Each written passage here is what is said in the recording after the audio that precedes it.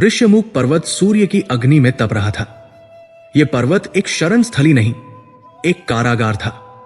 इसकी चट्टानें नंगी और तीखी थी, मानो वे स्वयं उस भय को प्रतिबिंबित कर रही हों जिसने इस पर्वत को अपना घर बना लिया था। यहां के वृक्ष बौने और सूखे थे।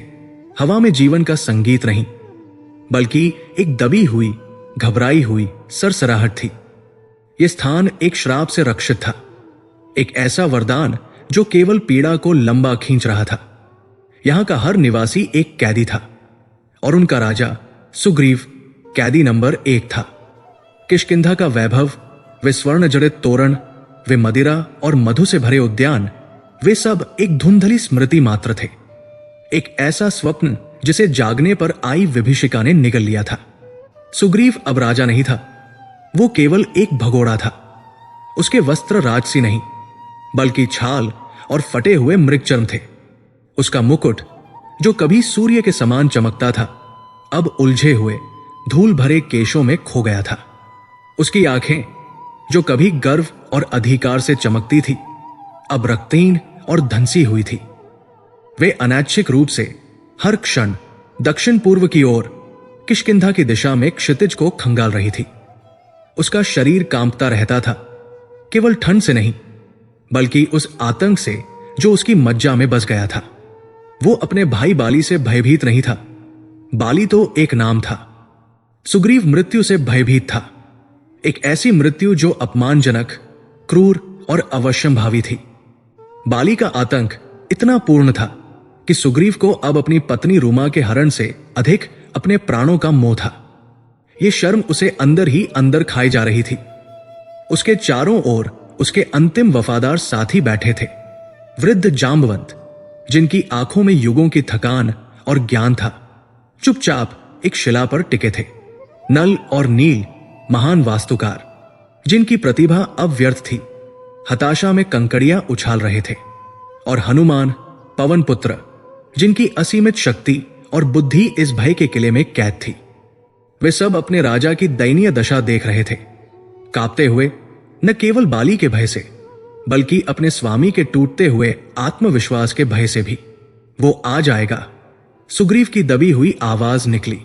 ये एक फुसफुसाहट थी जो चट्टानों से टकराकर भी गूंज नहीं सकी। हनुमान ने अपने स्वामी की ओर देखा। उनकी छाती में एक हुक सी उठी। महाराज, उन्होंने मृदुता से कहा, आप व्यर्थ चिंता करते हैं। महर्षि मतंग का श्राप अमोघ है। बाली इस पर्वत पर पग धरते ही भस्म हो जाएगा। हम यहां सुरक्षित हैं। सुग्रीव उन्मादी की तरह हंसा। वो हंसी एक सिसकी में बदल गई। सुरक्षित? हनुमान, तुम इसे सुरक्षा कहते हो? ये एक खुला पिंजरा है। हम हर दिन सूर्योदय देखते हैं और प्रार्थना करते हैं कि सूर्यास्त भी देख पाए। हम भोजन के लिए कंदमूल खोजते हैं, इस डर से कि कहीं कोई गुप्तचर हमें देख न ले। ये जीवन है, ये तो मृत्यु से भी बदतर है। वो उठा और गुफा के मुहाने तक गया, कांपते हाथों से बाहर की ओर इशारा किया। वो किष्किंधा, वो मेरी थी, मेरा राज्य, मेरा सम्मान, मेरी रूमा। रूमा का नाम आते ही उसका गला रुंध गया। आंसुओं की गर्म धाराएं उसकी धूल भरी दाढ़ी को भिगोने लगी। वो वापस मुड़ा। उसकी आंखों में अब भय नहीं, केवल शुद्ध वेदना थी।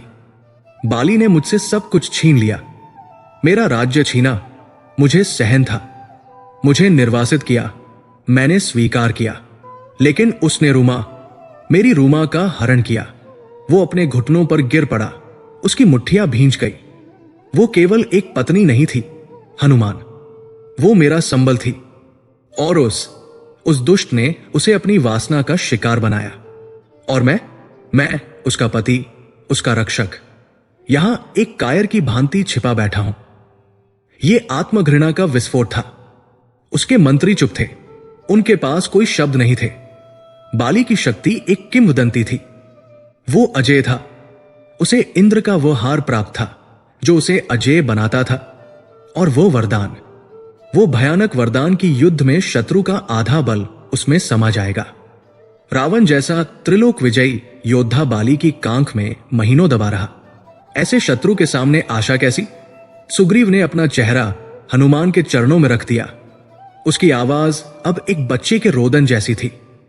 हे हनुमान, हे मेरे सबसे सक्षम मंत्री, क्या मेरा जन्म केवल छिपकर मरने के लिए हुआ है? क्या मेरे जीवन का यही सार है? एक भगोड़ा राजा, एक अपहरित पत्नी का पति, एक ऐसा भाई जो अपने ही भाई के नाम से कांपता है। मुझे बताओ मेरे स्वामी, क्या यही मेरी नियति है? हनुमान ने अपनी आंखें मूंद ली। अपने स्वामी की यह दशा उनसे सही नहीं जा रही थी। वे स्वयं इतने शक्तिशाली थे, फिर भी बंधे हुए थे। वे सुग्रीव की आज्ञा के बिना कुछ नहीं कर सकते थे और सुग्रीव भय से पंगु हो चुका था। हनुमान ने बोलना चाहा, कोई सांत्वना का शब्द, कोई झूठी आशा की किरण। तभी कुछ हुआ। हनुमान की वानर दृष्टि अचूक थी। उनकी आंखें, जो सुग्रीव के विलाप के बीच भी आदतन पहरा दे रही थी, पर्वत के नीचे पंपा सरोवर के किनारे दो आकृतियों पर टिक गई। वे वानर नहीं थे, वे मनुष्य थे। दो युवा तपस्वी, जिनके केशों ने जटा का रूप ले लिया था, जो वल्कल वस्त्र धारण किए थे।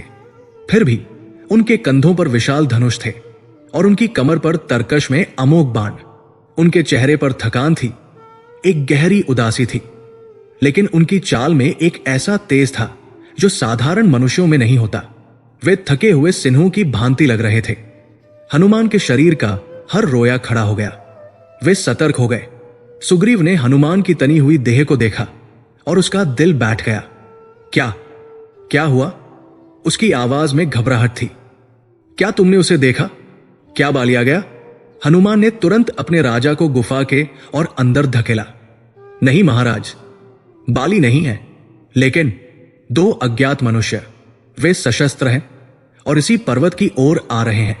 यह सुनना था कि सुग्रीव का रहासा धीरज भी जवाब दे गया। उसका चेहरा चाक की तरह सफेद पड़ गया। मनुष्य, सशस्त्र, इस निर्जन वन में? हनुमान, तुम मूर्ख हो, तुम उन्हें पहचान नहीं पाए। ये बाली के भेजे हुए गुप्तचर हैं। अवश्य ही वे रूप बदल कर आए हैं। उसका शरीर फिर से कांपने लगा, इस बार और भी भीषणता से। उसने अंततः कोई मार्ग खोज लिया। वो हमें मार डालेगा। उस मतंग श्राप को धता बताने का कोई उपाय उसने ढूंढ लिया है। ये तपस्वी नहीं, ये हत्यारे हैं। वे मेरा वध करने आए हैं।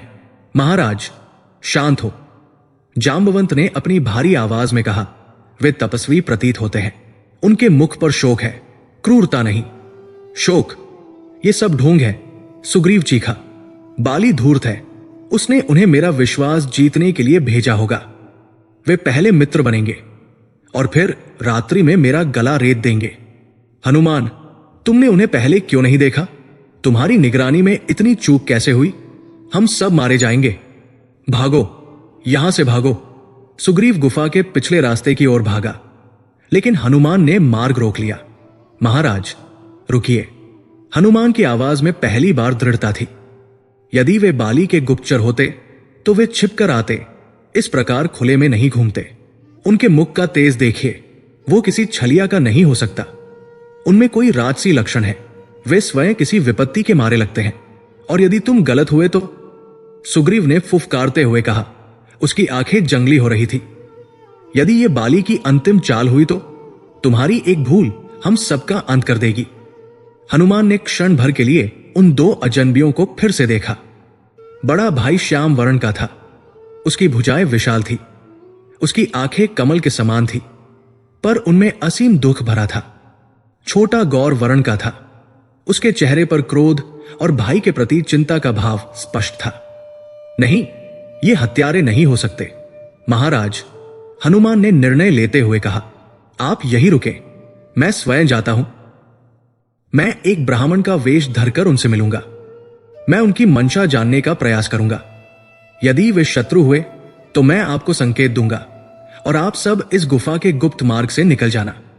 और यदि वे मित्र हुए, यदि वे मित्र हुए, हनुमान ने अपनी बात पूरी की, तो कदाचित यही हमारी मुक्ति का मार्ग हो।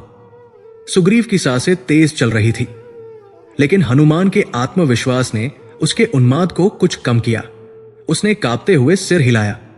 हनुमान ने एक क्षण भी व्यर्थ नहीं किया। उन्होंने अपने विशाल वानर रूप को त्यागा और एक विनम्र, छोटे कद के ब्राह्मण का रूप धर लिया। हाथ में एक छोटा दंड और कंधे पर एक वस्त्र डाले। वे पर्वत की उन तीखी चट्टानों से ऐसे उतर गए जैसे कोई जलधारा बह रही हो। उनकी चाल में न कोई भय था, न कोई जल्दबाजी, केवल एक गहरी जिज्ञासा थी। वे उन दो तपस्वियों के सम्मुख पहुंचे। वे दोनों भाई किसी गहन चर्चा में लीन थे, पर एक ब्राह्मण को अपनी ओर आता देख वे ससम्मान रुक गए। हनुमान ने अपनी वाणी को मधुर और विनीत बनाते हुए हाथ जोड़कर कहा, हे वीर पुरुषों, आप कौन हैं? आपका रूप रंग तपस्वियों जैसा है, पर आपने शस्त्र धारण किए हैं। आपके लक्षण किसी चक्रवर्ती सम्राट जैसे हैं, पर आप वन वन भटक रहे हैं। क्या आप ब्रह्मा, विष्णु, महेश में से कोई है जो नररूप धरकर लीला कर रहे हैं, या आप कोई देवता है जो इस निर्जन वन में पधारे हैं? आपके मुख का तेज और आपकी भुजाओं का बल, ये विरोधाभास मेरी समझ से परे है। कृपया अपना परिचय देकर मेरी जिज्ञासा शांत करें। बड़े भाई, जिनके नयन करुणा से भरे थे, मुस्कुराए। वो मुस्कान भी उदासी में डूबी हुई थी। उन्होंने अपने छोटे भाई की ओर देखा और फिर ब्राह्मण रूपी हनुमान से कहा, हे विप्र, हम अयोध्या के महाराज दशरथ के पुत्र हैं। मैं राम हूं और ये मेरा अनुज लक्ष्मण है। हम अपने पिता के वचन को निभाने के लिए 14 वर्ष के वनवास पर आए थे। राम एक क्षण रुके और उनका गला रुंध गया, किंतु यहां पंचवटी में जनस्थान नामक स्थान पर राक्षसराज रावण ने मेरी पत्नी विदेह कुमारी सीता का हरण कर लिया। हम उसी की खोज में दर दर भटक रहे हैं। जिस क्षण राम ने अपना नाम कहा, हनुमान के भीतर कुछ जागृत हुआ। एक अलौकिक स्पंदन, एक ऐसी भक्ति जो जन्म जन्मांतर से सुप्त थी, वो जाग उठी। उन्हें अपने वास्तविक स्वरूप का, अपने जन्म के उद्देश्य का आभास होने लगा। वे समझ गए कि वे कौन है। वे भूल गए कि वे सुग्रीव के मंत्री हैं। वे भूल गए कि वे ब्राह्मण वेश में हैं। हनुमान अपने वास्तविक विशाल वानर रूप में आ गए और उन दोनों भाइयों के चरणों में गिर पड़े। हे प्रभु, आप राम हैं? मैं कितना अज्ञानी हूं। मैं आपको पहचान न सका। मैं तो आपको बाली का गुप्तचर समझ रहा था। राम और लक्ष्मण इस अकस्मात परिवर्तन से चकित रह गए। राम ने हनुमान को उठाकर गले से लगा लिया। उठो वानर श्रेष्ठ, तुम कौन हो?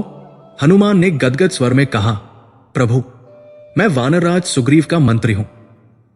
मेरा नाम हनुमान है। मैं पवन पुत्र हूं। मेरे स्वामी भी आपकी ही तरह दुर्भाग्य के मारे हैं। उनके बड़े भाई प्रतापी बाली ने उनकी पत्नी का हरण कर लिया है और उन्हें राज्य से निष्कासित कर दिया है। वे इसी ऋष्यमुख पर्वत पर प्राणों के भय से छिपे हुए हैं। राम की आंखों में एक नई चमक आई। हनुमान, क्या यह सत्य है? तुम्हारे स्वामी भी वही पीड़ा भोग रहे हैं जो मैं भोग रहा हूं? हां प्रभु, हनुमान ने कहा, और मैं आपकी यह व्यथाकथा सुनकर समझ गया हूं। आप दोनों को एक दूसरे की आवश्यकता है। सुग्रीव आपकी पत्नी को खोजने में सहायता करेंगे और आप उन्हें उनका राज्य और सम्मान वापस दिला सकते हैं। अवश्य हनुमान, राम ने दृढ़ता से कहा, अपने मित्र की सहायता करना मेरा परम धर्म होगा। हमें अपने स्वामी के पास ले चलो। हनुमान का हृदय उल्लास से भर गया। उन्होंने एक विराट रूप धारण किया और दोनों भाइयों को अपने कंधों पर बिठा लिया। एक ही छलांग में वे उस दुर्गम पर्वत की चोटी पर पहुंच गए, जहां सुग्रीव और अन्य मंत्री भय और आशा के बीच झूलते हुए प्रतीक्षा कर रहे थे। जब सुग्रीव ने हनुमान को 2 अजनबियों के साथ और विशेषकर उन्हें अपने कंधे पर बिठाए आते देखा, तो उसका आधा भय तो वहीं समाप्त हो गया। कोई शत्रु हनुमान के कंधे पर नहीं बैठ सकता था। राम और लक्ष्मण कंधे से उतरे। सुग्रीव, जो अब भी सशंकित था, आगे बढ़ा। हनुमान ने परिचय कराया, महाराज, ये अयोध्या के राजकुमार श्री राम और उनके भ्राता लक्ष्मण हैं। ये भी हमारी ही तरह पीड़ित हैं। रावण इनकी पत्नी सीता का हरण कर ले गया है। सुग्रीव ने राम को देखा। 2 टूटे हुए हृदय एक दूसरे को पहचान रहे थे। 2 राजा जो अपना सब कुछ खो चुके थे, एक दूसरे की आंखों में अपना ही प्रतिबिंब देख रहे थे। सुग्रीव का सारा भय, सारा संदेह पिघल गया। वो आगे बढ़े और राम के हाथ पकड़ लिए।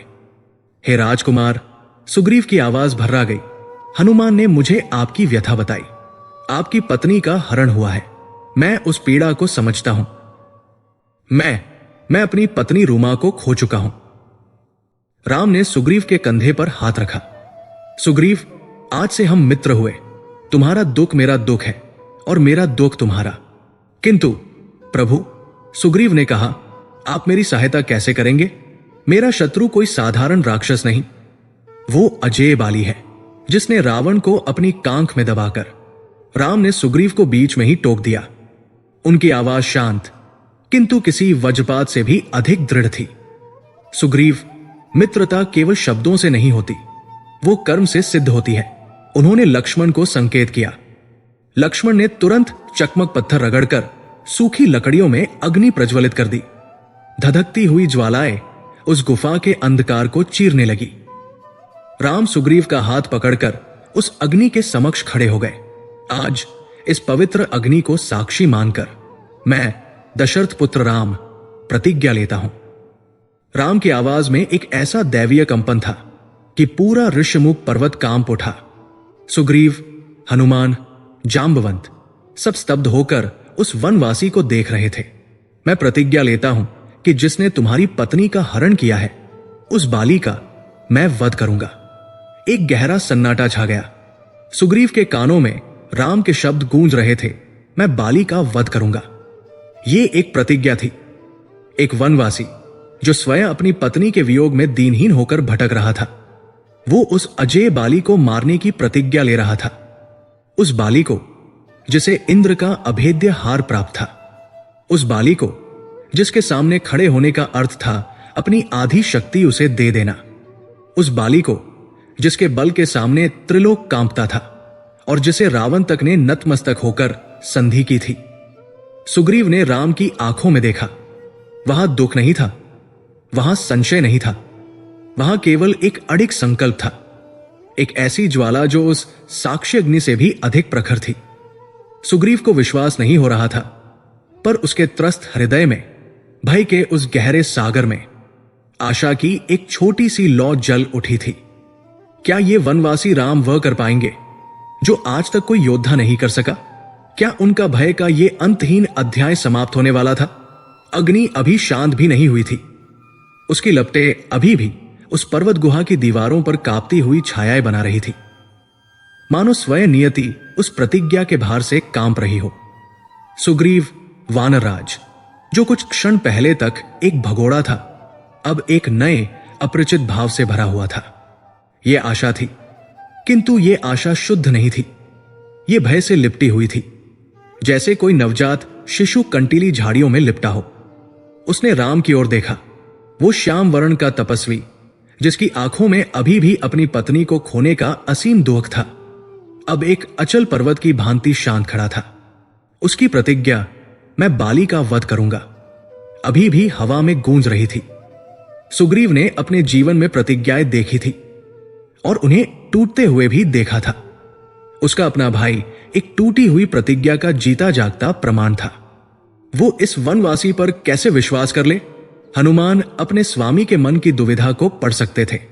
वे राम की दिव्यता को पहचान चुके थे, किंतु सुग्रीव अभी भी मनुष्य या वानर की सीमाओं में बंधा था। महाराज, हनुमान ने मृदुता से कहा, प्रभु ने प्रतिज्ञा ली है, अब आपके दुख के दिन समाप्त हुए। सुग्रीव ने एक सूखी हंसी हंसने का प्रयास किया। समाप्त हुए? हनुमान, तुम बाली को नहीं जानते, मैं जानता हूं। मैंने उसकी भुजाओं की शक्ति को अपनी पसलियों पर सहा है। मैंने रावण को उसकी कांख में एक असहाय कीट की भांति छटटाते देखा है। और ये राजकुमार, उसने राम की ओर देखा, ये थके हुए हैं, ये शोकाकुल है।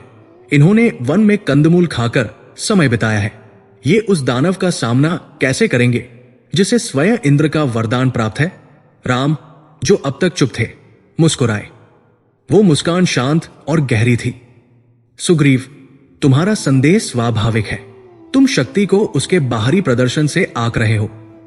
तुम किष्किंधा के वैभव, बाली की गरज और उसकी अजेयता की कथाओं से भयभीत हो, पर शक्ति का सच्चा स्वरूप वो नहीं है। लक्ष्मण, जो अपने भाई के इस शांत उपदेश से अधीर हो रहे थे, आगे बढ़े। वानराज, आप मेरे भ्राता की शक्ति पर संदेह कर रहे हैं। ये वही भुजाएं हैं जिन्होंने एक ही बाण से ताड़का का वध किया, जिन्होंने मारीच को 100 योजन दूर फेंक दिया। आप जिनकी शक्ति की थाह लेना चाहते हैं, उन्होंने अकेले ही खरदूषण की 14 सहस्त्र राक्षसों की सेना का संहार कर दिया। सुग्रीव पर इन शब्दों का प्रभाव पड़ा, किंतु भय तर्क से अधिक बलवान होता है। परंतु राजकुमार, बाली का वरदान, शत्रु का आधा बल उसमें समा जाता है। आप जितने शक्तिशाली होंगे वो उतना ही अधिक शक्तिशाली हो जाएगा। राम ने अपना धनुष उठाया, वो दिव्य कोदंड। उन्होंने उसे केवल अपने हाथ में तौला। मित्र, जो शक्ति मेरे भीतर है वो मेरी अपनी नहीं है, वो धर्म की शक्ति है। वह उस वरदान की सीमाओं से परे है। अब और विलंब न करो। तुम्हारा भय ही बाली की सबसे बड़ी शक्ति है। आज तुम उस भय को ललकारोगे। राम की आवाज में ऐसा अधिकार था कि सुग्रीव की सारी शंकाएं एक क्षण के लिए दब गई। अभी? उसने कांपते हुए पूछा। मैं उसे अभी ललकारूं? हां सुग्रीव, राम ने दृढ़ता से कहा। अभी, इसी क्षण। सूर्य अभी मध्याह्न में है। आज सूर्यास्त से पहले किष्किंधा को उसका न्याय संगत राजा वापस मिलेगा। जाओ, अपने भाई को युद्ध के लिए पुकारो। मैं और लक्ष्मण वृक्षों की ओट में रहेंगे। जिस क्षण तुम दोनों का युद्ध आरंभ होगा, मेरा बाण बाली के हृदय को भेद देगा। यह एक आज्ञा थी, कोई सुझाव नहीं। सुग्रीव के पास कोई विकल्प नहीं था। उसने अपनी कटीफटी छाल को कसा, अपने लहूलुहान अतीत को पीछे धकेला और उस प्रतिज्ञा पर अपना सब कुछ दांव पर लगा दिया। हनुमान ने उसके कंधे पर हाथ रखा। विजयी भव महाराज। वह यात्रा ऋष्यमुख पर्वत से किष्किंधा के द्वारों तक की नहीं थी, वो भय से साहस तक की यात्रा थी। हर कदम जो सुग्रीव उठाता उसके मन में बाली का चेहरा कौंध जाता। वो गर्जना, वो घमंड, वो अपमानजनक पराजय, वो रूमा का करुण क्रंदन। उसके पैर भारी हो रहे थे। वो बार बार मुड़कर पीछे देखता। कुछ दूरी पर राम और लक्ष्मण शांत भाव से चले आ रहे थे। वे ऐसे चल रहे थे मानो किसी उद्यान में टहल रहे हों। उनकी यही शांति सुग्रीव को सबसे अधिक भयभीत कर रही थी। क्या वे इस युद्ध की भयानकता को समझ नहीं रहे थे, या उन्हें परिणाम का इतना पूर्ण विश्वास था? वे किष्किंधा के विशाल द्वारों पर पहुंचे, वही द्वार जहां से उसे एक कायर की भांति खदेड़ा गया था, वही स्वर्ण जड़ित तोरण जिन पर अब उसके शत्रु का अधिकार था। प्रहरियों ने सुग्रीव को देखा और पहले तो वे ठिठके, फिर उपहास में हंसने लगे। देखो, भागा हुआ राजा लौट आया। क्या पर्वत के कंदमूल समाप्त हो गए जो मृत्यु का स्वाद चखने आए हो? सुग्रीव ने उनकी ओर नहीं देखा। उसकी आंखें राम पर टिकी थी, जो लक्ष्मण के साथ घने वृक्षों के झुरमुट में विलीन हो गए थे। राम ने ओट में जाने से पहले उसे केवल एक दृष्टि से देखा था, एक ऐसी दृष्टि जिसमें आश्वासन था और एक स्पष्ट निर्देश था। सुग्रीव ने एक गहरी सांस ली। उसने अपने फेफड़ों में ऋष्यमुख की सारी पीड़ा, अपनी पत्नी के हरण का सारा क्रोध और इस क्षण की सारी निराशा भर ली। और फिर वो चीखा। वो एक साधारण गर्जना नहीं थी, वो एक घायल सिंह की पुकार थी, एक ऐसी चुनौती जिसने किष्किंधा की नींव को हिला दिया। बाली, ऐ दुष्ट, अपनी ही भ्रातृवधू पर कुदृष्टि डालने वाले पापी, बाहर निकल। यदि तुझमें किंचित भी क्षत्रिय रक्त शेष है तो बाहर निकल। तेरा काल, सुग्रीव, तेरे द्वार पर खड़ा है। यह आवाज किष्किंधा के अंतपुर तक पहुंची, जहां बाली मदिरा और संगीत में डूबा हुआ था। चुनौती सुनते ही उसकी आंखों में रक्त उतर आया। वो हंसा। सुग्रीव, वो कायर, उसकी इतनी हिम्मत! वो अपनी गदा उठाकर खड़ा हो गया।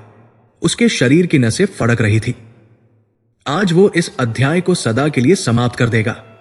तभी उसकी पत्नी विदुषी तारा ने उसका मार्ग रोक लिया। स्वामी, रुकिए। इस चुनौती में कुछ अस्वाभाविक है। जो सुग्रीव कल तक आपके नाम से कांपता था, वो आज आपको द्वार पर ललका रहा है। मैंने दूतों से सुना है अयोध्या के 2 राजकुमार राम और लक्ष्मण वन में भटक रहे हैं। वे अद्भुत पराक्रमी हैं और सुना है सुग्रीव से उनकी मित्रता हो गई है। मुझे किसी अनिष्ट की आशंका हो रही है। आप आज युद्ध के लिए न जाए। रक्त का फवारा फूट पड़ा। नहीं, सुग्रीव ने करहाते हुए कहा। वो उठने का प्रयास कर रहा था। उसकी दृष्टि धुंधला रही थी, पर वो अब भी राम को देख सकता था। राम अभी भी उसी मुद्रा में खड़े थे। धनुष तना हुआ था, पर बाण नहीं छूटा था। वे केवल देख रहे थे। एक क्षण के लिए सुग्रीव को लगा कि समय रुक गया है। ये क्या हो रहा था? रामबाण क्यों नहीं चला रहे? क्या वे भयभीत हो गए? क्या बाली का विकराल रूप देखकर उनकी प्रतिज्ञा टूट गई? बाली एक भूखे सिंह की भांति उस पर झपटा। उसने सुग्रीव को बालों से पकड़ा और उसका सिर धरती पर पटक दिया। आज तेरा अंत निश्चित है भाई। सुग्रीव की चेतना लुप्त हो रही थी। उसका शरीर अब जवाब दे चुका था, पर उसकी आत्मा चीत्कार कर रही थी। धोखा, धोखा।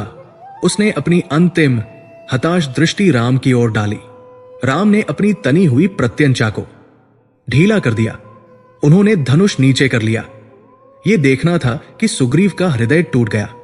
यह शारीरिक पीड़ा से 1000 गुना अधिक भयानक था। यह विश्वास का टूटना था। जिस अग्नि को साक्षी मानकर प्रतिज्ञा ली गई थी, वो अग्नि ठंडी पड़ गई थी। बाली ने सुग्रीव को लगभग मार ही डाला था।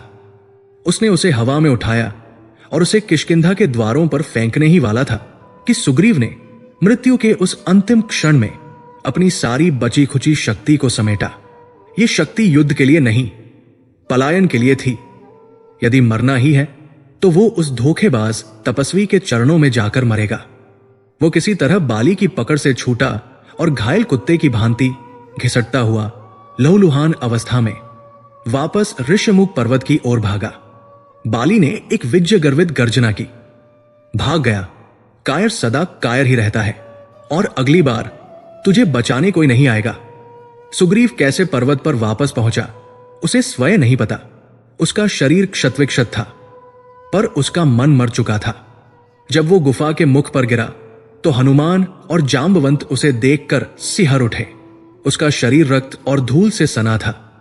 उसकी हड्डियां टूट चुकी थी, पर उसकी आंखों में जो भाव था वो मृत्यु से भी बदतर था। वो पूर्ण निराशा थी।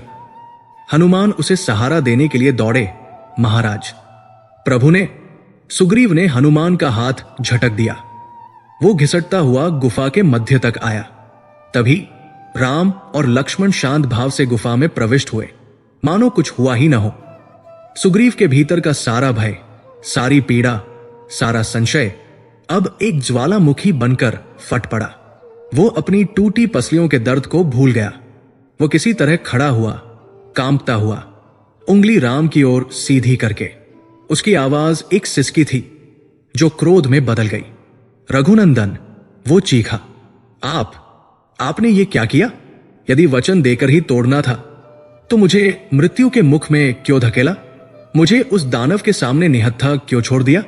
उसकी आंखों से आंसू और मुंह से रक्त एक साथ बह रहे थे। आपने मुझे लड़ने भेजा।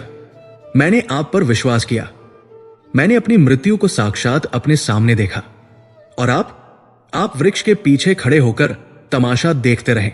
वो राम के निकट आया। उसका चेहरा उन्माद से विकृत हो गया था। आप भी मेरे भाई के समान ही निकले। बाली ने मेरा राज्य और मेरी पत्नी को बल से छीना, और आपने मीठे वचन बोलकर मेरे प्राण लेने का प्रयास किया। आप में और उसमें क्या अंतर रहा? बताइए रघुकुल शिरोमणि, क्या यही आपका धर्म है? हनुमान और अन्य मंत्री स्तब्ध थे। लक्ष्मण का चेहरा क्रोध से तमतमा उठा। उन्होंने अपना धनुष तान लिया। मूर्ख वानर, तू प्रभु पर आक्षेप करता है, तू जानता नहीं। शांत लक्ष्मण। राम की आवाज में न क्रोध था न ग्लानि। वो बर्फ की तरह शांत थी। उन्होंने लक्ष्मण का धनुष नीचे किया और सुग्रीव की ओर बढ़े, जो अब क्रोध के आवेश के बाद पीड़ा से कराह रहा था। राम ने सुग्रीव की आंखों में गहराई से देखा। भ्राता, राम ने शांत स्वर में कहा, तुम दोनों का रूप एक समान है। सुग्रीव, जो किसी और भयानक स्पष्टीकरण की प्रतीक्षा कर रहा था, इस बात पर ठिठक गया। क्या तुम दोनों भाई?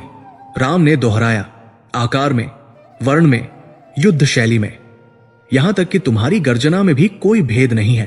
युद्ध इतना भयंकर और तीव्र था कि मैं भ्रमित हो गया था।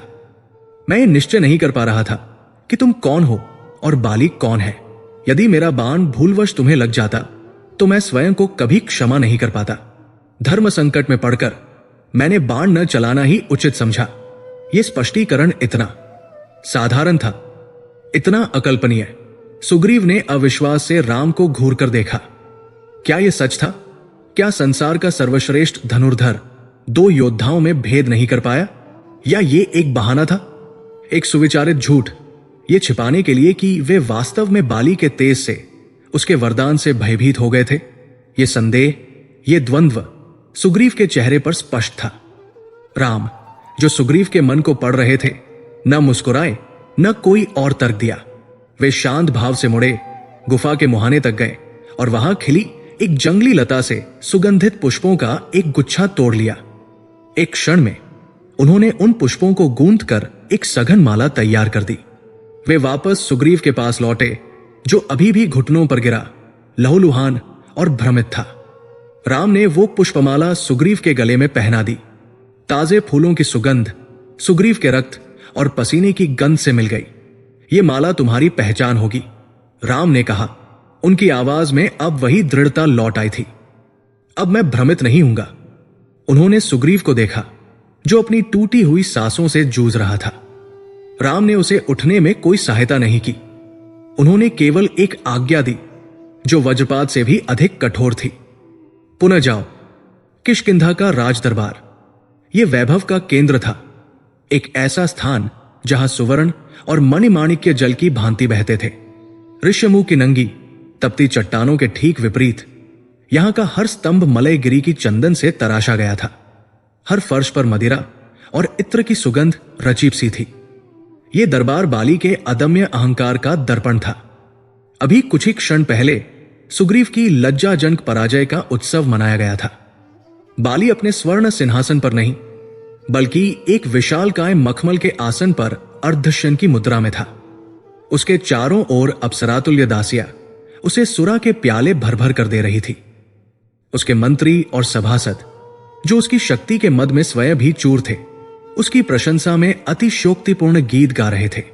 अद्भुत महाराज, अद्भुत, एक चाटुकार मंत्री कह रहा था। आपने उस कायर को ऐसा दंड दिया है कि वो सहस्र वर्षों तक ऋष्यमुख की गुफा से बाहर निकलने का साहस नहीं करेगा। बाली अटास कर उठा।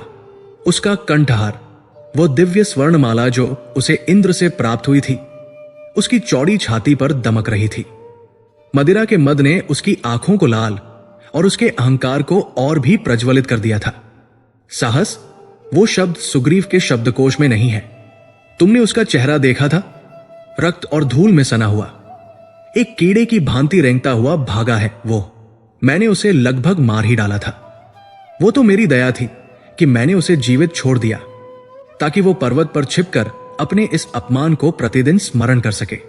सभासदों ने पुनः एक जयकारा लगाया। मदिरा के नए दौर चले। बाली ने प्याला अपने होठों से लगाया ही था, तभी वो ध्वनि पुनः सुनाई दी, बाली, ए पापी, बाहर निकल। एक क्षण के लिए दरबार में मृत्युस्मान सन्नाटा छा गया। संगीत रुक गया, दासियों के हाथ काम गए और मदिरा पात्रों से छलक उठी। बाली के चेहरे पर जो मद मिश्रित मुस्कान थी, वो जम गई। ये असंभव था। ये वही आवाज थी सुग्रीव की, लेकिन ये कांप नहीं रही थी। इसमें भय नहीं था, इसमें वो टूटन नहीं थी जो कुछ क्षण पहले उसके प्रहारों से जन्मी थी। ये आवाज स्थिर थी, दृढ़ थी और पहले से कहीं अधिक ऊंची थी। ये एक घायल की चीत्कार नहीं थी, ये एक योद्धा की ललकार थी। असंभव, बाली गुर्राया। उसका नशा एक पल में काफूर हो गया। उसकी जगह एक बर्बर, अपमानित क्रोध ने ले ली। उसकी इतनी हिम्मत, वो जिसे मैंने अभी अभी मृत्यु के द्वार से लौटाया है, वो पुनः मुझे ललकारने आ गया। वो अपनी विशाल गदा को उठाने के लिए खड़ा हुआ। उसका शरीर क्रोध से कांप रहा था। उसके नथुने फड़क रहे थे। आज मैं उसका वध कर दूंगा। आज कोई दया नहीं होगी। आज मैं उस पर्वत पर जाकर मतंग के श्राप की भी परवाह न करते हुए उसका मस्तक कुचल दूंगा। वह एक उन्मादी सिंह की भांति द्वार की ओर बढ़ा ही था कि एक कोमल किंतु दृढ़ अवरोध ने उसे रोक लिया। एक परछाई उसके पैरों से लिपट गई। तारा, उसकी पत्नी, किष्किंधा की महारानी, जो केवल सौंदर्य की प्रतिमूर्ति नहीं थी, बल्कि दरबार की सबसे प्रखर बुद्धि और सबसे शांत मस्तिष्क की स्वामिनी थी। जहां बाली बल का प्रतीक था, वही तारा विवेक का। वो जानती थी कि बाली के क्रोध के सामने खड़ा होना जलते हुए ज्वालामुखी के मुख पर खड़े होने के समान है। किंतु आज बात केवल क्रोध की नहीं थी, आज बात नियति की थी। वो बाली के विशाल रोएंदार चरणों से लिपट गई। उसके रेशमी वस्त्र धूल में संग गए, उसका मुकुट खिसक गया और उसके आंसुओं ने बाली के पैरों को भिगो दिया। स्वामी, रुक जाइए। बाली ने घृणा से नीचे देखा। तारा, मेरा मार्ग छोड़ो। एक कायर को दंड देने में विलंब नहीं करना चाहिए। नहीं स्वामी, तारा ने अपना सिर उठाया। उसकी आंखों में भय नहीं, बल्कि एक भयानक स्पष्टता थी। कृपा करके मेरी बात सुने। आज अपने विवेक को अपने क्रोध से पराजित न होने दे। ये सुग्रीव नहीं है, ये वो सुग्रीव नहीं है जो अभी आपसे पराजित होकर भागा है। बाली हंसा। क्या तुम भी मदिरा के मद में हो? तारा, मैं उसकी आवाज नहीं पहचानता। वो वही कायर है। नहीं नाथ। तारा ने और दृढ़ता से उसके पैर पकड़ लिए। आवाज उसकी है, किंतु स्वर उसका नहीं है। जो व्यक्ति अभी अभी अपनी टूटी पसलियों के साथ भागा है, वो इतनी शीघ्र लौटकर इतने ऊंचे स्वर में आपको चुनौती नहीं दे सकता। उसकी पीड़ा उसे महीनों तक बिस्तर से उठने नहीं देती। यदि वो लौटा है तो वो अकेला नहीं है। बाली एक क्षण को ठिठका। क्या कहना चाहती हो? तारा उठी। वो अब उसके चरणों में नहीं, उसकी आंखों में आंखें डालकर खड़ी थी। स्वामी, मेरे गुप्तचरों ने जो सूचना दी थी, मैंने उसे आपका भय मानकर टाल दिया था, किंतु अब मुझे विश्वास हो गया है। सुग्रीव ने किसी का आश्रय प्राप्त कर लिया है। वो आश्रय साधारण नहीं है। उसने गहरी सांस ली, मानो जो शब्द वो कहने जा रही थी वे स्वयं उसके गले को जला रहे हों। मैंने सुना है अयोध्या के 2 अजय राजकुमारों राम और लक्ष्मण ने उसे अभय दान दिया है। दरबार में एक सिहरन दौड़ गई। राम का नाम वे सब सुन चुके थे। वो जिसने अकेले ही जनस्थान में खरदूषण की 14 सहस्त्र राक्षसों की सेना का संहार कर दिया था। वो जिसके एक ही बाण ने ताड़का और मारीच का दमन किया था। तारा की आवाज अब एक चेतावनी बन चुकी थी। नाथ, वो जो बाहर ललका रहा है, वो सुग्रीव का आत्मविश्वास नहीं, वो राम की प्रतिज्ञा की गूंज है। वे राजकुमार असाधारण हैं। वे धर्म के मार्ग पर चलते हैं और उन्होंने सुग्रीव को मित्र बनाया है। ये जो आपको बाहर सुनाई दे रही है, ये कोई साधारण ललकार नहीं है। ये आपकी मृत्यु का बुलावा है।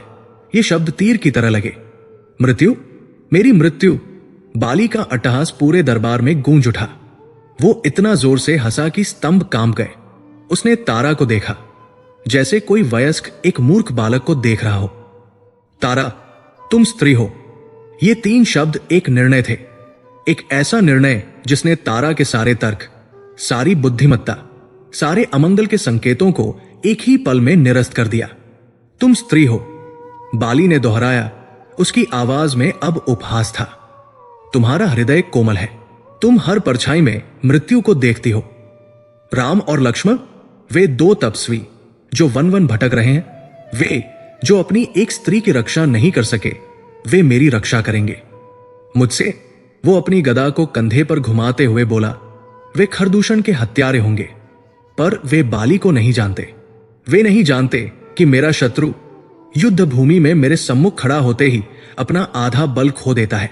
वे नहीं जानते कि रावण जैसा त्रिलोक विजयी मेरी कांख में महीनों तक दबा रहा। स्वामी, तारा चीखी। उसने अंतिम प्रयास किया। वो वरदान ही आपका काल बनेगा। वे राजकुमार धर्म अधर्म को जानते हैं। वे आपसे सम्मुख युद्ध नहीं करेंगे। ये एक छलावा है, एक षड्यंत्र है। सुग्रीव आपको युद्ध के लिए उकसा रहा है ताकि वे छिपकर वार कर सकें। आज युद्ध के लिए मत जाइए। आज के दिन को टल जाने दीजिए। बाली का धैर्य अब समाप्त हो गया। उसका अहंकार अब किसी तर्क को स्वीकार नहीं कर सकता था। उसे यह सहन नहीं हुआ कि उसकी पत्नी, उसकी अर्धांगिनी उसकी शक्ति पर संदेह करे। उसे यह सहन नहीं हुआ कि वो 2 वनवासी मनुष्यों के नाम से उसे भयभीत करने का प्रयास करे। बस वो गरजा, मेरा शत्रु, चाहे वो इंद्र के साथ ही क्यों ना आ जाए, मेरे हाथों से नहीं बच सकता। उसने तारा को, जो उससे लिपटने का पुनः प्रयास कर रही थी, एक झटके से स्वयं से अलग कर दिया। वो एक कोमल पुष्प की भांति दूर जा गिरी। उसका सिर एक स्तंभ से टकराया, पर शारीरिक पीड़ा से अधिक उसके हृदय में एक ऐसी फांस चुभी जिसकी कोई दवा नहीं थी। बाली ने मुड़कर अपनी पत्नी को नहीं देखा। जो धरती पर गिरी असहाय आंखों से अपने पति को नियति के मुख में जाते हुए देख रही थी। वो अपनी गदा को घसीटता हुआ, नहीं, उसे अपनी विजय के विश्वास में थामे हुए राज दरबार के मुख्य द्वार की ओर चल पड़ा। उसके कदम दृढ़ थे, उसकी चाल में वही अहंकार था, वही अदम्य शक्ति का विश्वास था। दरबार में पुनः सन्नाटा छा गया। चाटुकारों के चेहरे सफेद पड़ गए। मदिरा का नशा उतर चुका था। अब केवल एक भयानक प्रतीक्षा शेष थी। तारा स्तंभ का सहारा लेकर उठी। उसकी आंखों से आंसू नहीं बह रहे थे, वे सूख चुके थे। वो जानती थी, एक पत्नी का हृदय, एक विदुषी का मस्तिष्क, वो नियति के चक्र को घूमते हुए स्पष्ट देख सकती थी। दर्शक जानते थे कि बाली अपनी मृत्यु की ओर जा रहा है। वह उस ललकार की ओर जा रहा था जो सुग्रीव की नहीं बल्कि काल की थी। वो उस युद्ध भूमि की ओर जा रहा था जहां उसका शत्रु सम्मुख नहीं, वृक्ष की ओट में खड़ा था, अपने धनुष पर वो बाण चढ़ाए हुए जो किसी वरदान से नहीं बल्कि धर्म के विधान से बंधा था। सुग्रीव किष्किंधा के द्वारों पर पुनः खड़ा था। उसके शरीर पर पिछले युद्ध के घाव अभी ताजे थे, उनसे रक्त रिस रहा था। टूटी हुई पसलियों में शूल सी चुभन थी, परंतु उसके गले में पड़ी वो पुष्पमाला जो राम ने स्वयं अपने हाथों से पहनाई थी, किसी अभेद्य कवच से भी अधिक संबल दे रही थी। वो फूलों का भार नहीं था, वो एक प्रतिज्ञा का भार था। वो इस बात का जीवंत प्रमाण था कि इस बार वो अकेला नहीं है। उसका भय जो उसकी मज्जा में बस गया था, वो पूरी तरह गया तो नहीं था, पर वो उस विश्वास के नीचे दब गया था कि वृक्षों की ओट में खड़ा वो श्यामवर्ण तपस्वी इस बार भ्रमित नहीं होगा, इस बार बाण चलेगा। इसी विश्वास ने उसकी पीड़ा को एक अदम्य क्रोध में बदल दिया था। वो यहां मरने नहीं, मारने आया था। और तभी किष्किंधा के वे विशाल स्वर्ण द्वार एक विस्फोट के साथ खुले। बाली एक प्रलयनकारी तूफान की भांति बाहर निकला। उसकी आंखें मदिरा से अधिक क्रोध से लाल थी। उसने तारा के तर्कों को, उसकी चेतावनियों को अपने अहंकार के पैरों तले रौंद दिया था। वो केवल एक चीज से भरा हुआ था, अपमान। एक कायर जिसे उसने अभी धूल चटाई थी, पुनः उसे ललकारने का साहस कर रहा था। उसने सुग्रीव को देखा और फिर उसकी दृष्टि सुग्रीव के गले में पड़ी उस पुष्पमाला पर गई। बाली एक क्षण को ठिठका और फिर उसका अट्टहास किष्किंधा की दीवारों से टकराकर गूंज उठा। तो यह है तुम्हारा नया कवच सुग्रीव, फूलों की माला। कायर, तुझे लगा कि इन पुष्पों की आड़ में छिपकर तू मुझसे युद्ध करेगा? तूने उन दो मनुष्यों को अपना रक्षक बनाया है। वे कहां हैं? उन्हें भी बाहर बुला। आज मैं तुम सबके रक्त से अपनी गदा को स्नान कराऊंगा। सुग्रीव ने कोई उत्तर नहीं दिया। उसने केवल अपनी मुट्ठियां भींच ली। वो जानता था कि ये युद्ध शब्दों का नहीं है। बाली ने और प्रतीक्षा नहीं की। वो एक ऐसे वज्र की भांति झपटा जिसकी कोई दिशा नहीं होती, केवल एक लक्ष्य होता है, विध्वंस। पुनः युद्ध आरंभ हुआ, परंतु यह पहले युद्ध की पुनरावृत्ति नहीं थी। यह उससे सहस्र गुना अधिक भयंकर था। पहला युद्ध बाली का खेल था और सुग्रीव का पलायन। यह युद्ध दो बराबर की शक्तियों का नहीं बल्कि दो प्रतिज्ञाओं का युद्ध था। एक और बाली था जो अपने अजेय होने के वरदान और अहंकार के मद में चूर था। दूसरी और सुग्रीव था जो भयमुक्त होकर लड़ रहा था, क्योंकि उसे मृत्यु का भय नहीं था।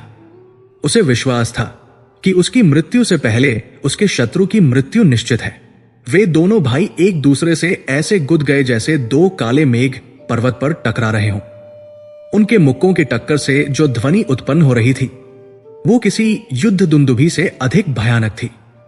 वे एक दूसरे को घसीट रहे थे, वृक्षों से टकरा रहे थे, शिलाखंडों को उठाकर एक दूसरे पर फेंक रहे थे। सुग्रीव की पुष्पमाला युद्ध की उग्रता में हिल रही थी। उसके कुछ पुष्प टूटकर रक्तरंजित धरती पर गिर रहे थे, पर वो माला अभी भी उसकी पहचान बनी हुई थी। सुग्रीव अपनी पूरी शक्ति से लड़ रहा था। वो जानता था कि उसे बस टिके रहना है, उसे बाली को उलझाए रखना है, उसे वो अवसर देना है, वो एक क्षण का खुला स्थान देना है जिसकी प्रतीक्षा में उसका मित्र, उसका उद्धार करता धनुष ताने खड़ा है। बाली चकित था। ये वो सुग्रीव नहीं था जिसे वह जानता था। इस सुग्रीव के प्रहारों में एक नई दृढ़ता थी। ये वो कायर नहीं था जो हर प्रहार के बाद क्षमायाचना की दृष्टि से देखता था। ये एक योद्धा था। आज तू बहुत लड़ रहा है सुग्रीव, बाली गरजा जब सुग्रीव के एक प्रहार ने उसे 2 पग पीछे हटने को विवश कर दिया। लगता है उन तपस्वियों ने तुझे कायरता के साथ साथ कोई मायावी शक्ति भी दे दी है, पर तू भूल मत, तेरा शत्रु बाली है। और तब उस वरदान ने अपना कार्य आरंभ किया। सुग्रीव ने पुनः वही शीतलता अपनी भुजाओं में अनुभव की। उसकी शक्ति, उसका बल, उसका वेग, सब कुछ उससे छिनकर बाली के शरीर में समा रहा था। बाली का शरीर लोहे की भांति तपने लगा। उसकी भुजाएं और विशाल हो गई, उसकी गर्जना और प्रलयंकारी हो गई। दूसरी ओर सुग्रीव की सांसें उखड़ने लगी। उसकी भुजाएं जो अभी शिलाएं तोड़ रही थी, अब शिथिल पड़ने लगी। वृक्षों के झुरमुट के पीछे एक घने सप्तपर्णी वृक्ष की ओट में राम खड़े थे, अचल अडेग। उनकी श्याम देह वृक्ष की छाया से मिलकर एकाकार हो गई थी। केवल उनकी आंखें 2 दहकते हुए अंगारों की भांति उस युद्ध पर टिकी थी। उनके कानों में तारा की वो चेतावनी गूंज रही थी जिसे हनुमान ने उन्हें बताया था वे सम्मुख युद्ध नहीं करेंगे। राम का हृदय इस क्षण एक गहरे धर्म संकट में डूबा हुआ था। वे रघुकुल के वंशज थे, एक क्षत्रिय जिन्होंने कभी छिपकर वार नहीं किया था, और आज वे एक वृक्ष के पीछे छिपे थे, अपने शत्रु को जो किसी और से युद्ध करने में व्यस्त था, मारने के लिए तत्पर थे। यह धर्म नहीं था, यह युद्ध का नियम नहीं था, परंतु उनके मस्तिष्क में एक और चित्र था, रूमा का हरण, सुग्रीव का भय और सीता का करुण मुख। यह युद्ध अब धर्म या नियम का नहीं रह गया था, यह एक मित्र को दिए गए वचन का था, यह एक आताई को दंड देने का था। बाली ने धर्म का त्याग उसी क्षण कर दिया था जब उसने अपने भाई की पत्नी पर कुदृष्टि डाली थी। और अधर्म का नाश करने के लिए कभी कभी धर्म को भी अपनी परिभाषा बदलनी पड़ती है। उनकी उंगलियां धनुष की प्रत्यंचा पर कसी हुई थी। उनका बाण, वो अमोघ बाण जो स्वयं ब्रह्मा द्वारा निर्मित था, पहले से ही संधान पर था। वे केवल प्रतीक्षा कर रहे थे एक सही क्षण की।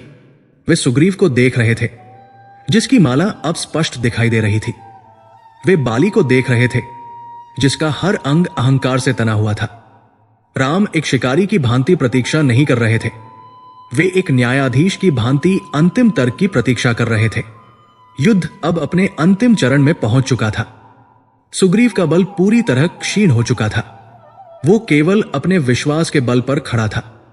बाली ने एक भयंकर गर्जना की और अपनी गदा का एक ऐसा प्रहार किया कि सुग्रीव की गदा टूटकर खंड खंड हो गई।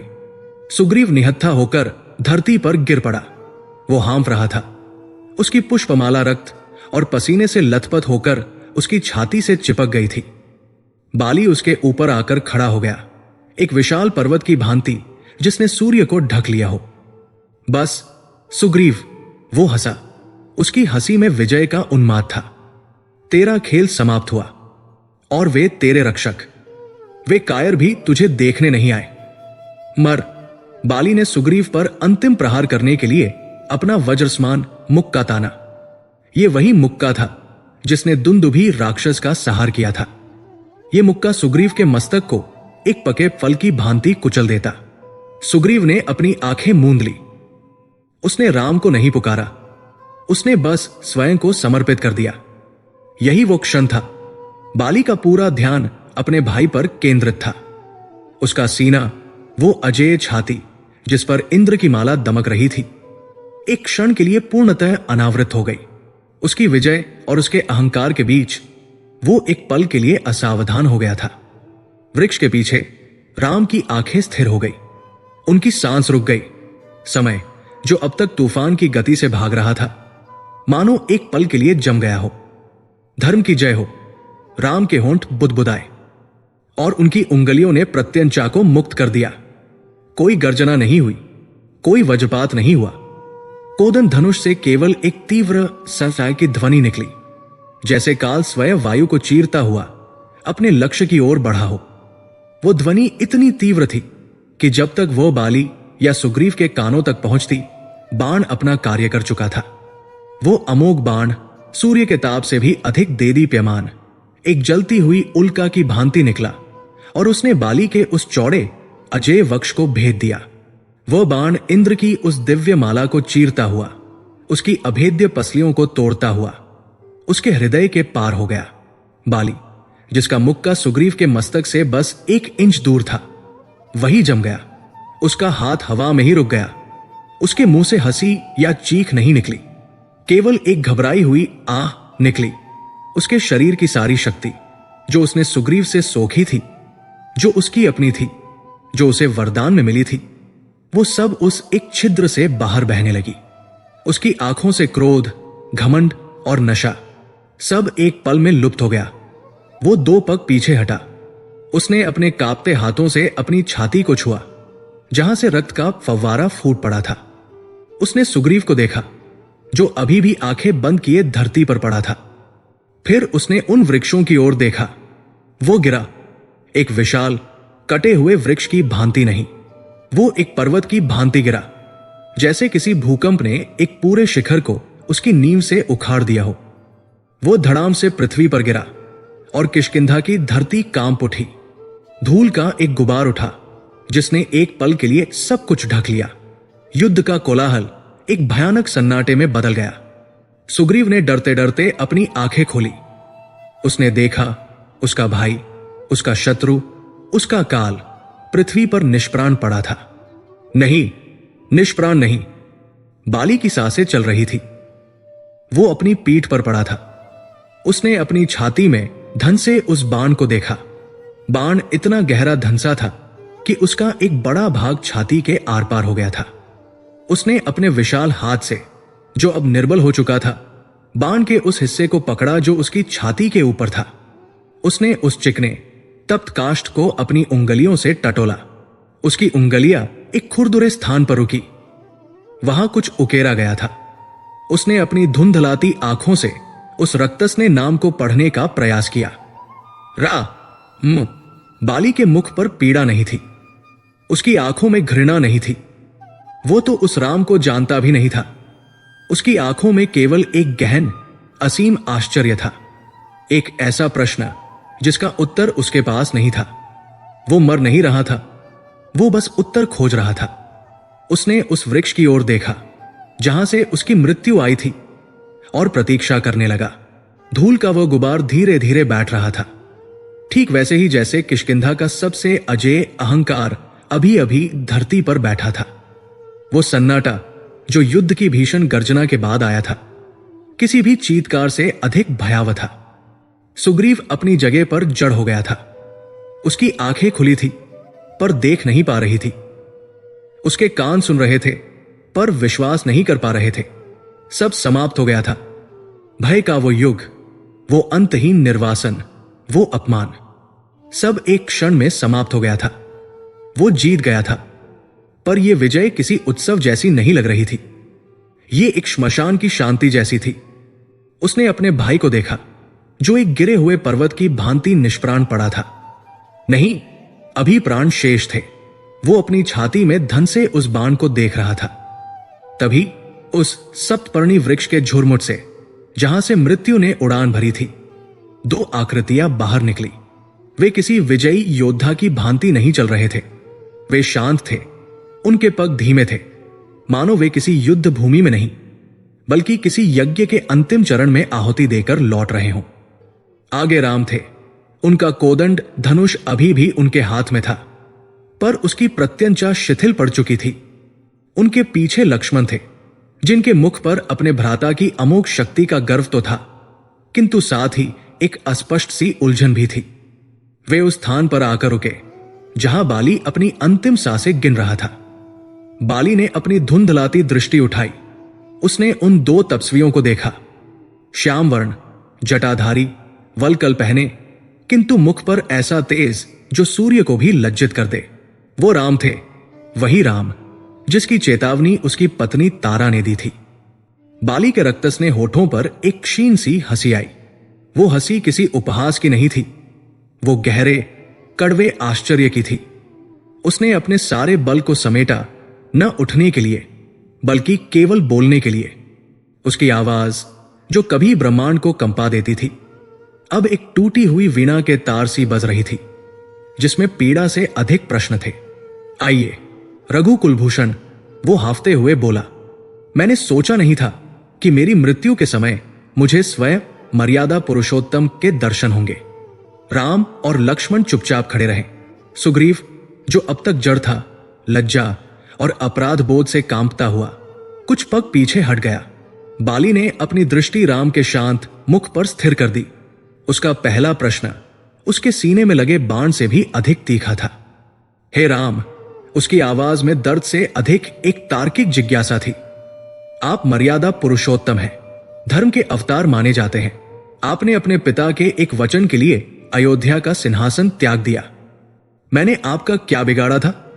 मैं किष्किंधा का वानर, आप अयोध्या के राजकुमार। हमारी सीमाएं कभी नहीं मिली। मेरे किसी सैनिक ने आपके किसी ऋषि का अपमान नहीं किया। मैंने जनस्थान में आपकी कुटिया की ओर देखा तक नहीं। मेरा और आपका कोई वैर नहीं था, कोई शत्रुता नहीं थी। फिर ये वध क्यों? एक राजा ने, एक धर्म के ज्ञाता ने एक ऐसे प्राणी को क्यों मारा जो उसका शत्रु तक नहीं था? क्या यही आपकी मर्यादा है राघव? यह प्रश्न हवा में एक विष की भांति फैल गया। सुग्रीव ने अपने मुंह पर हाथ रख लिया। उसे लगा जैसे यह प्रश्न बाली ने नहीं, स्वयं धर्म ने राम से पूछा हो। बाली एक क्षण रुका, अपनी उखड़ी हुई सांसों को नियंत्रित करने का प्रयास किया। उसका चेहरा पीड़ा से सफेद पड़ रहा था। उसने पुनः राम की ओर देखा, जो अभी भी शांत अविचल खड़े थे। मान लिया, बाली ने अपनी आवाज को थोड़ा और बल दिया, मान लिया कि आपने मुझे अपना शत्रु मान ही लिया था। मान लिया कि इस मेरे कायर भाई के लिए आपने मुझसे वैर मोल ले ही लिया था। तो भी यह कैसा युद्ध था? यह दूसरा प्रश्न था, और यह पहले से भी अधिक घातक था। मैं सुग्रीव से युद्ध कर रहा था। बाली ने घृणा से सुग्रीव की ओर देखा। मैं एक घोषित युद्ध में था। हां, वो मेरा भाई था, पर वो मेरा शत्रु बनकर मेरे द्वार पर आया था। मैं उससे द्वंद्व कर रहा था। मेरा ध्यान उस ओर था। मेरी छाती उसके प्रहारों के लिए खुली थी। और आप एक क्षत्रिय, रघुकुल के वंशज, आपने एक शिकारी की भांति छिपकर मुझे मारा। उसकी आवाज में अब कड़वाहट घुल गई थी। यह वध नहीं है राम, यह हत्या है। एक व्याध शिकारी भी जब किसी पशु का शिकार करता है तो उसे ललकारता है। आपने तो वह भी नहीं किया। आपने मुझे छला है। क्या यही आपका क्षत्रिय धर्म है?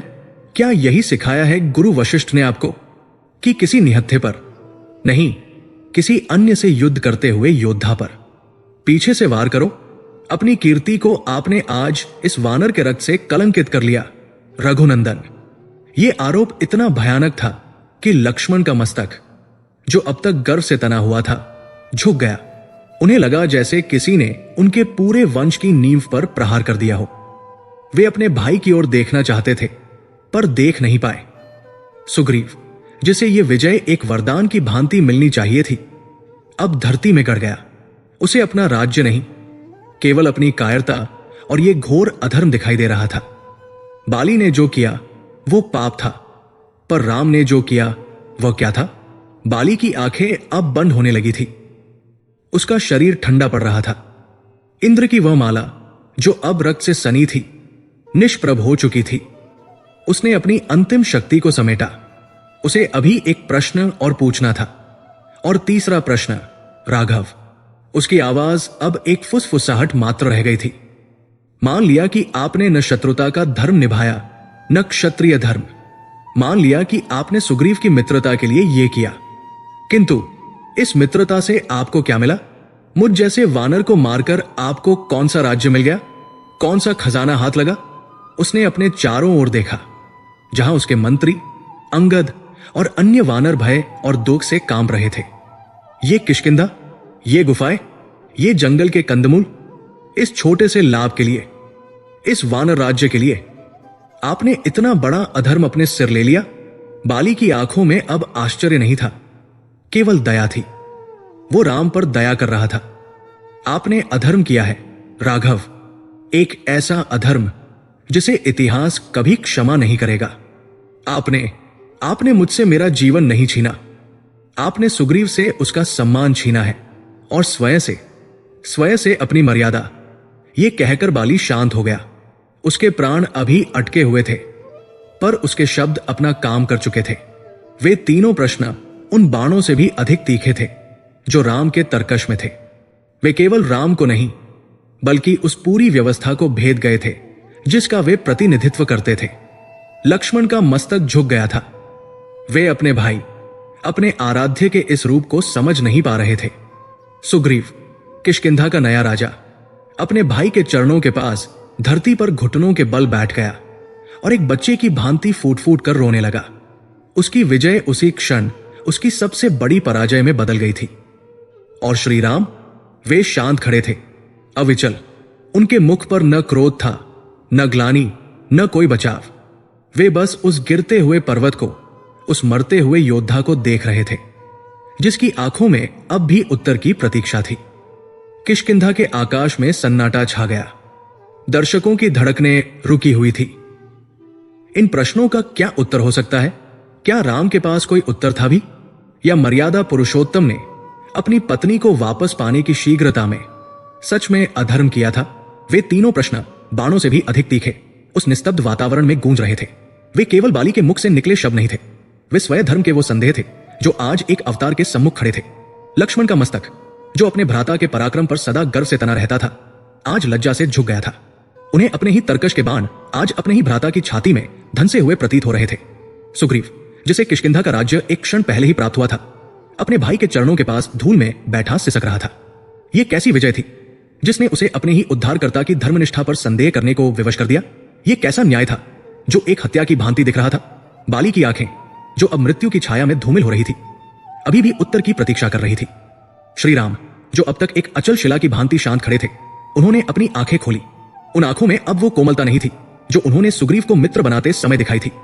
उन आंखों में ग्लानि या बचाव का भाव भी नहीं था। वे आंखें एक राजा की थी, एक दंडाधिकारी की थी, जिनमें धर्म का असीम तेज और न्याय की कठोरता थी। उनकी गंभीर वाणी उस श्मशान तुल्य शांति में गूंजी। ये एक मित्र की वाणी नहीं थी, ये स्वयं काल का उत्तर था। बाली, ये एक संबोधन मात्र नहीं था, ये एक आरोपत्र का आरंभ था। तुमने अपने पहले प्रश्न में पूछा कि मेरा और तुम्हारा क्या वैर था। तुमने कहा कि मैंने तुम्हारा क्या बिगाड़ा था। राम ने एक पग आगे बढ़ाया। यह सत्य है कि मेरी और तुम्हारी राज्य सीमाएं नहीं मिलती। यह भी सत्य है कि तुमने मेरा कोई प्रत्यक्ष अहित नहीं किया। परंतु बाली, क्या धर्म केवल राज्य सीमाओं का दास होता है? क्या न्याय केवल व्यक्तिगत शत्रुता पर आधारित होता है? मैं यहां केवल एक वनवासी राम बनकर नहीं खड़ा हूं। मैं अयोध्या के सिंहासन का प्रतिनिधि हूं। मैं इक्ष्वाकु वंश का वो ध्वज हूं जिसका कर्तव्य इस समस्त भूमंडल पर धर्म की स्थापना करना है। राम की आवाज दृढ़ होती गई। तुमने अपने छोटे भाई सुग्रीव की जीवित पत्नी रूमा का हरण किया। बाली, शास्त्र कहते हैं कि अनुज वधु छोटे भाई की पत्नी पुत्री के समान होती है। वो तुम्हारी भी पुत्री थी। और तुमने काम के वश में होकर, अपनी शक्ति के मद में चूर होकर न केवल उसका शील भंग किया, बल्कि उसे अपनी वासना का दास बनाकर रखा। तुमने एक पुत्री समान वधु का हरण किया। यह महापाप है, और ऐसे पापी का वध करना, जो धर्म की समस्त मर्यादाओं को तोड़ चुका हो, किसी भी राजा का परम कर्तव्य होता है। मुझे तुम्हें दंड देने के लिए तुमसे व्यक्तिगत शत्रुता की कोई आवश्यकता नहीं थी। बाली, तुम्हारा पाप ही मेरी शत्रुता का कारण बनने के लिए पर्याप्त था। बाली के चेहरे पर एक क्षण को पीड़ा की लहर दौड़ी। यह पीड़ा बाण की नहीं, अपने पाप के स्मरण की थी। सुग्रीव ने सिसकना बंद कर दिया। वो अवाक होकर राम के मुख से धर्म की इस व्याख्या को सुन रहा था। राम ने अपनी दृष्टि बाली पर स्थिर रखी। अब रहा तुम्हारा दूसरा प्रश्न, तुम्हारा क्षत्रिय धर्म, तुम्हारा यह कहना कि मैंने एक शिकारी की भांति छिपकर तुम्हें मारा। श्री राम के होठों पर एक क्षीण, लगभग अदृश्य मुस्कान आई, जिसमें व्यंग्य से अधिक करुणा थी। तुम किस क्षत्रिय धर्म की बात करते हो बाली? क्या तुमने सुग्रीव के साथ क्षत्रिय धर्म निभाया था? जब तुमने अपनी पुत्री समान भ्रातृवधू का हरण किया, तब तुम्हारा क्षत्रिय धर्म कहा था। बाली, धर्म केवल नियमों की एक सूची नहीं है, धर्म एक आचरण है। और तुमने अपने आचरण से यह सिद्ध कर दिया था कि तुम धर्म की दृष्टि में अब एक क्षत्रिय योद्धा नहीं, बल्कि एक पशु की भांति आचरण कर रहे थे। ये शब्द वज्रपात की भांति गिरे। पशु, बाली के मुख से एक घुरघुराहट निकली। हां बाली, पशु। राम की आवाज और कठोर हो गई। वो जो केवल शक्ति को जानता है, वो जिसके लिए काम, लस्ट और न्याय में कोई भेद नहीं, वो जो अपनी ही प्रजा, अपने ही भाई पर अत्याचार करता है, वो मनुष्य के आवरण में एक पशु ही है। और शास्त्र, एक व्याध शिकारी को यह अनुमति देते हैं कि वो उन्मत्त और हिंसक हो, जो कि पशु का वध चाहे छिपकर ही क्यों न करना पड़े, कर सकता है। तुम धर्म की दृष्टि में वध के योग्य थे, द्वंद्व के नहीं। मैंने तुम्हें मारकर कोई पाप नहीं, बल्कि इस धरती को एक भार से मुक्त किया है। मैं अयोध्या के राजा भरत का प्रतिनिधि हूं। और इस पृथ्वी पर जहां भी अधर्म इस प्रकार उन्मत्त होकर नाचेगा, मैं उसे दंड दूंगा। यही मेरा राजधर्म है। लक्ष्मण ने अपना झुका हुआ मस्तक उठाया।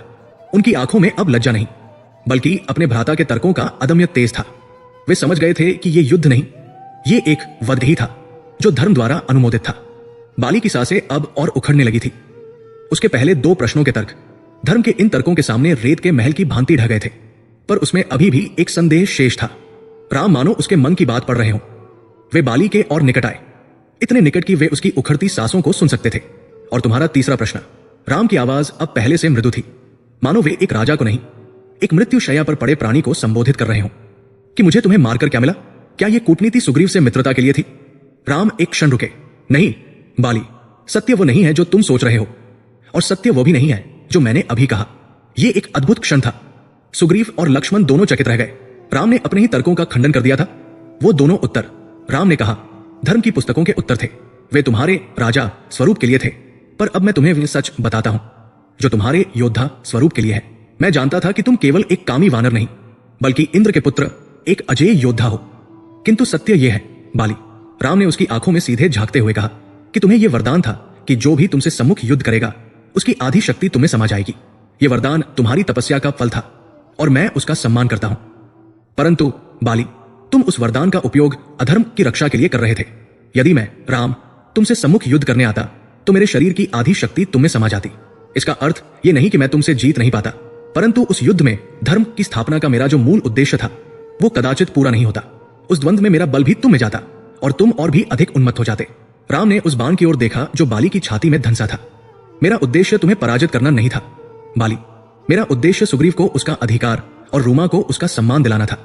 मेरा उद्देश्य धर्म की पुनर्स्थापना था, और अधर्म को मारने के लिए, विशेषकर जब वो अधर्म किसी वरदान के कवच में छिपा हो, तब यदि कूटनीति का प्रयोग करना पड़े तो वो कूटनीति अधर्म नहीं अपितु धर्म ही कहलाती है।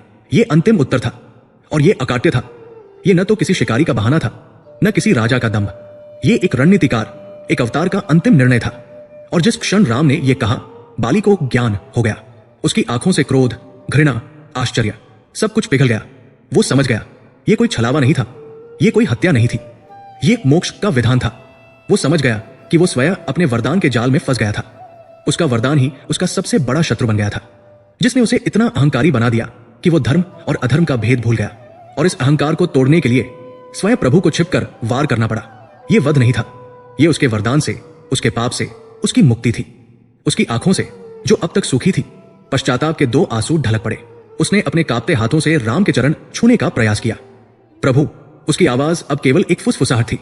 आप सही थे, मैं अंधा हो गया था।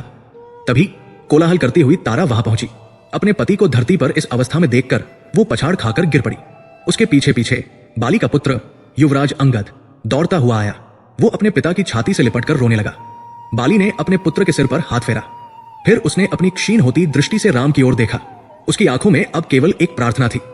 राघव, उसने हाफते हुए कहा, यह मेरा पुत्र अंगद, ये मेरी ही भांति बलवान है, पर मैं नहीं चाहता कि ये मेरी ही भांति अहंकारी बने। मैं इसे आपकी शरण में देता हूं। बाली ने अपने निर्बल हाथ से अपने रोते हुए पुत्र अंगद का हाथ पकड़ा और उसे श्री राम के हाथ में दे दिया। आज से आप ही इसके पिता है, आप ही इसके रक्षक है। यह समर्पण का क्षण था। यह उस अजय बाली का पूर्ण समर्पण था, जिसने मृत्यु से पहले अपने सबसे बड़े शत्रु को अपना सबसे बड़ा हितैषी मान लिया था। श्री राम ने अंगद का हाथ दृढ़ता से पकड़ लिया। मैं वचन देता हूं बाली, अंगद मुझे लक्ष्मण और भरत के समान ही प्रिय होगा। बाली के मुख पर एक असीम शांति छा गई। उसके सारे प्रश्न शांत हो गए थे। उसका सारा पाप धुल गया था। उसने अंतिम बार अपनी छाती में धन से उस बाण को देखा जिस पर राम नाम अंकित था। वो जानता था कि वह किसी शिकारी के बाण से नहीं, बल्कि स्वयं नारायण के हाथों मर रहा था। उसने अपनी आंखें मूंद ली। प्रभु के हाथों मृत्यु पाकर उस अजेय योद्धा ने, उस पापी भाई ने आज मोक्ष को प्राप्त कर लिया था।